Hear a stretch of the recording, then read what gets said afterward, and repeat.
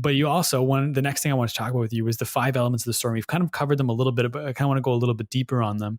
And so the first element of the story is the hero. And the hero isn't necessarily like the good guy, but it's more so the protagonist, right? The person that drives the story forward. When I talk about the hero, I see it as synonymous with protagonist. A hero is not necessarily someone who's heroic. It's just the main character. Usually in a movie, the hero is someone who will become heroic through the course of the story. They will find the heroism and courage to finally admit their love to the man of her dreams. Or they will find the courage to go up against the serial killer and stop them, or go up or stop the alien invasion, or solve the murder, or just, if it's a, sort of more just dramatic thing, not a genre kind of piece. That's what I mean by hero. It's just who's the main character in the story. But you got to have one, and you can have two on occasion. And I recommend you not go past two. Creating a script or a business story or whatever with 3 different heroes. I mean, some of my favorite movies have been that way, but they usually weren't the first scripts ever written by the screenwriter. It's tough to pull off a multi-hero story like that. Mm-hmm. And the audience should be the hero. They should see themselves as the hero in the story, right? Yeah, and what the word for that is, actually, they need to empathize with that character. And in fact, that might be the next item on the list. I don't know, but it's what. And here's what I mean: that when you're telling a story, when you introduce your hero, which is going to be either the very first character introduced or very close to the beginning, when that character is introduced, you need your audience or your reader or your listener or viewer or whatever it is. You need to create a psychological connection between them and your hero, because the reason they're going to stay involved emotionally is they have to become that character on a psychological basis. Subconsciously, we have to be that. I mean, one way I usually say it is, Titanic did not make $1 zillion billion because it was interesting to watch a ship sink. It was emotional. It was hugely successful because it was emotional, becoming a character who fell in love with a poor guy on the ship, and now they have to try and survive the shipwreck. So we are in the sinking ship, and we're trying to stop the bad guy, and so on. And the way you create that connection is by creating empathy with the character as soon as they are introduced. As soon as we meet her, we've got to become her. Now, your audience and reader aren't thinking like this. It's just what happened. It's the same thing I was talking about when I said I was a kid and I wanted to be in the movie. What it really meant is I immediately empathized with the heroes of those stories, and I felt like I was doing what they were doing. Okay. And the way you do that very quickly, without going into detail, but the main ways you can create empathy with a character are, number one, get us to feel sorry for the character because they're a victim in some way. Get us to worry about the character because they're in some kind of danger or jeopardy, or they might lose something they want, like a job or whatever, or make them likable.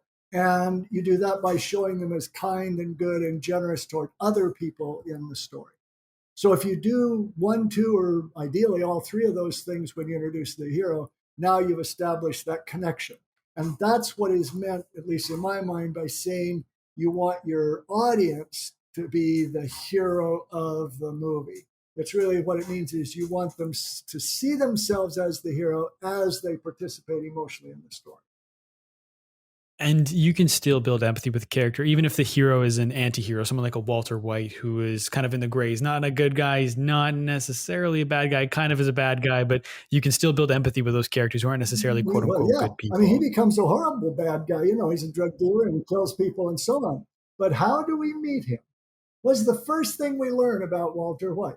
He's a chemistry teacher who seems good at it, seems to care about his students. And he's just been given a diagnosis that he's got cancer, and all he wants to try and do is leave enough, leave behind enough money so his family can take care of itself.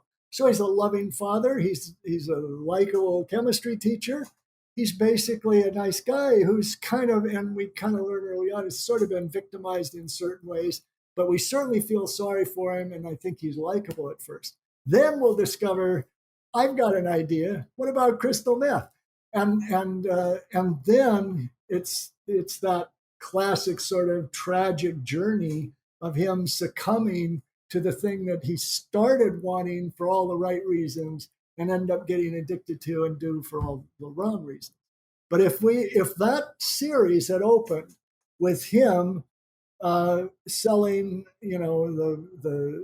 being Eisenberg and selling the blue, crystal meth, or cooking it up, or interacting with these dealers and criminals. If that was the opening scene, unless it was a prologue that just flashed back to we saw it get up, it wouldn't have worked. It wouldn't work. We have to see ourselves as him, and then by the later seasons, we're already in. So we're thinking, oh God, don't do that. You've got to, come on, get out of this, get away. You can't be doing this.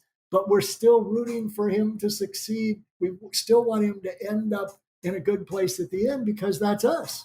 And we want to end up in a good place. Mm-hmm.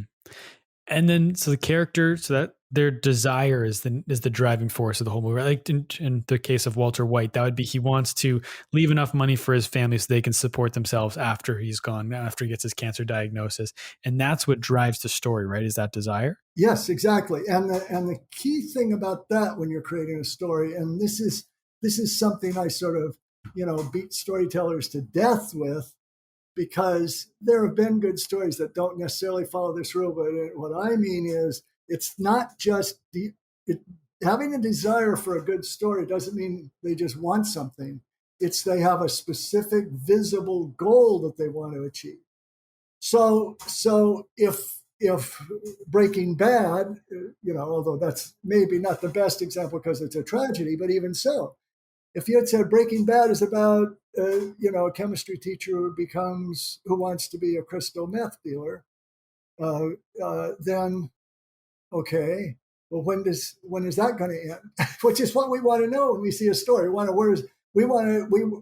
It's like we want to enjoy it while it's happening, but we need to know the destination. And so the destination never changed. It's when is he going to have enough money so he can provide for his family? Now, when he goes into remission, and it's not necessarily just about dying, it's still, I want to acquire enough money to take care of my family.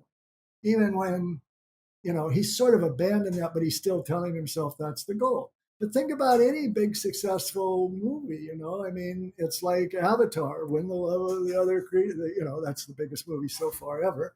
And stop the humans from destroying the world of the Navi people and so on. But it's like we know it's going to end up with a showdown. And so and not just in movies again, this is in any kind of story. So if you're telling a business story, this is one of the reasons you don't want to say, well, I went to school here and then I got this degree and so on, because this interview is not one single story. But if you're on the stage or if you're writing the about page for your website, if all you're going to do is say, well, I did this and then this and then this and then this and then this, which is what is the instinct, the way you want to do that is you want to start at least by telling a single story about what you accomplished, or just tell the story about how you accomplished the thing that made you an expert that is the basis for your website. And by visible, I just mean when we hear what the goal is, we can picture it in our minds. And if anybody else hears it, they're going to picture exactly the same thing.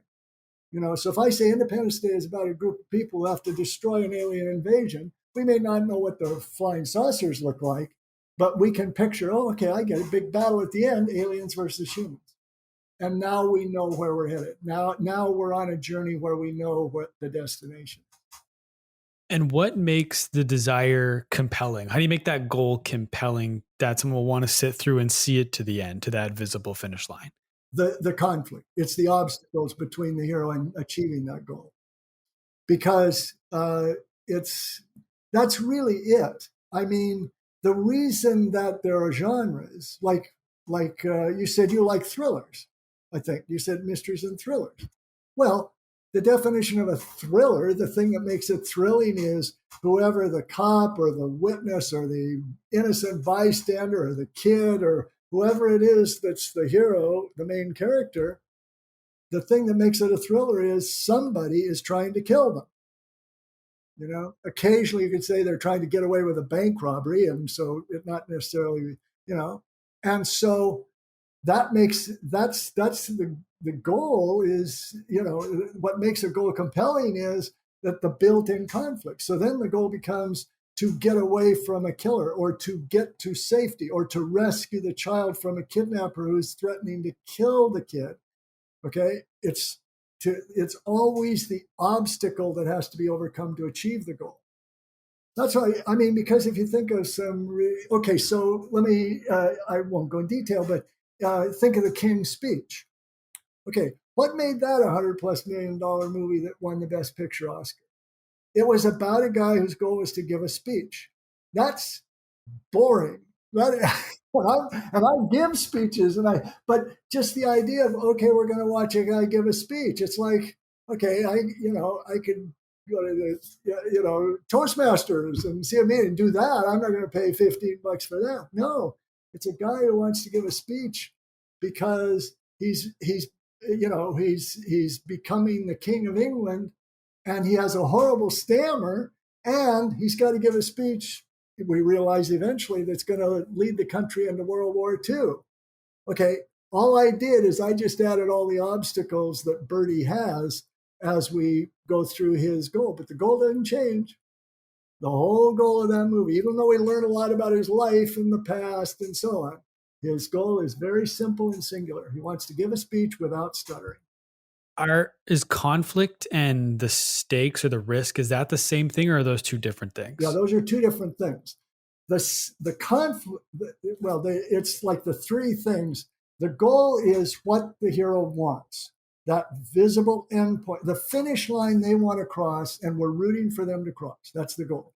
The conflict is whatever stands between them, either the outside forces of nature, other characters, or the inner conflict of their own fears and their own misgivings and their own shortcomings and weaknesses and so on. A lot of inner conflict comes up for Walter White, that he's in denial about and so on. Okay, the stakes are, what does the hero stand to lose if they fail to achieve the goal? Okay, so that's why in a love story or romantic comedy, if what we need to believe, the audience, I mean, when we're watching that movie or when we're hearing a story about winning true love, then we have to believe that the person the hero wants to go into the sunset with at the end has to be that character's destiny. It's like this, she's the one. Okay. I just recently watched When Harry Met Sally, which I've seen a bunch of times. I hadn't seen it in probably 10 years or more. It's still just, it's not dated at all. It's just a great movie. But anyway, it only works, at the end when he's running to try and get her back on New Year's Eve. That whole movie only works if we believe that they are each other's destiny. And if they don't end up together, their lives will never be fulfilled. So that's what he's got to lose. He's going to lose the possibility of real love and fulfillment with his destiny. And if it's a thriller, the stakes are you fail, you die. Or if it's kidnapping, you fail and your child dies, or your wife, whoever's been kidnapped, or whatever. And same thing if it's a horror film. Only there, the obstacle is that some evil presence or evil creature or something like that.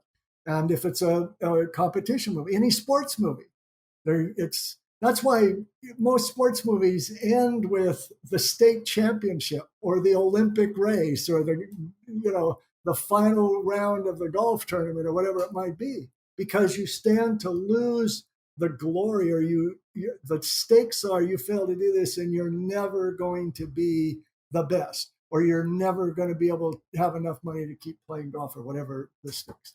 So what do you risk? What the stakes are? Whatever the hero is risking in going after this.